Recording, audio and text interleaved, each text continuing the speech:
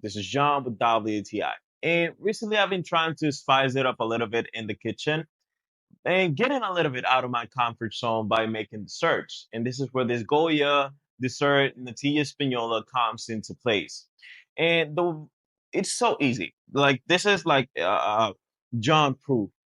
I'm really bad at doing desserts since I was a kid. I used to burn things out. This is just so easy. You get 2 cups of milk.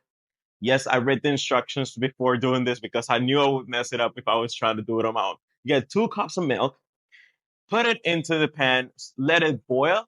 You just add this mixture and you start stirring and stirring and stirring and stirring until you get like this really nice and soft mix.